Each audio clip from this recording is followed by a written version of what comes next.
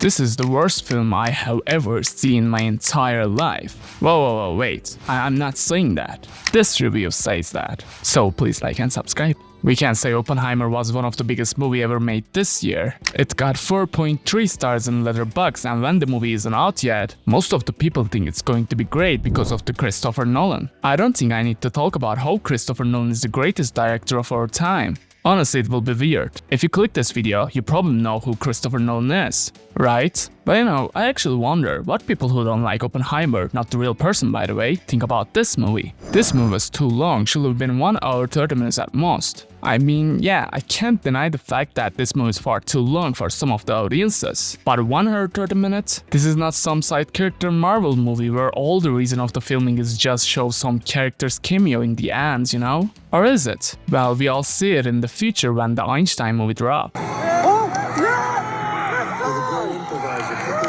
Anyway, the point is I really don't think it's the case here. 1 hour 30 minutes is really not a good length for a guy making a nuclear weapon. We need to see the characters' mentals and their lives. Like how their lives changed when those dudes making that such a weapon and how they felt the aftermath. And yeah, maybe if it's just the whole movie, then I can barely say it's okay for a 9-minute length movie. But after the bomb, the movie is not even finished. There are still some court scenes for Oppenheimer. We still see his regrets and his traumas about this event. We have antagonist too. We need to know what happens between Lewis and Oppenheimer, and after that, finally we reach the end of the movie. Should have been on the biggest screen possible, said Christopher Nolan before tricking everyone into seeing a Mandarin 3-hour-long conversation with no memorable shots and entirely too many scientists arguing like children. Why was this made for IMAX? Did it really need to be 3 hours? Not visually appealing at all. Editing was the workhorse of this film. As well, the Nolan's kiss how can I pronounce that? Anyway, plot style. If I never watch this again, I will be upset. At this time, still I question myself why this movie is supposed to be watched on IMAX too. Normally, if a movie has such a nice colors and great CGI like Avatar, or some of the Marvel movies, or really good scenes that make you feel you are a part of the movie like Jurassic Park, most of the people recommend you need to watch those movies on IMAX, because it's understandable. When you want to feel like a dinosaur chasing you, don't you want to chase by a bigger one? Yeah, I think this movie is not the best work of Christopher Nolan, but a nice one actually. But it's not necessary if you watch it on IMAX or not. You can watch it even a good TV or computer with a nice sound system, Is it okay to watch movies on smartphones or laptops? Yes. So we don't have to watch this movie on IMAX, right, Nolan?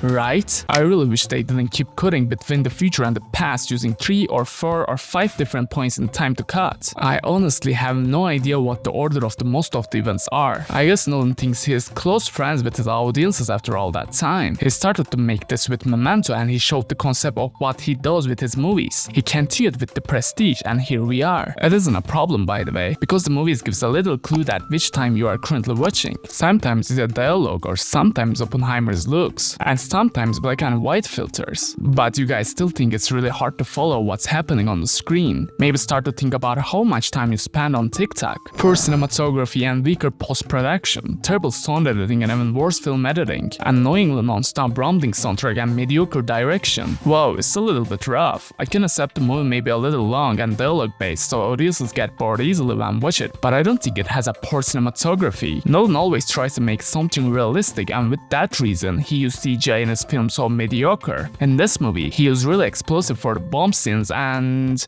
it's not like mushroom-shaped.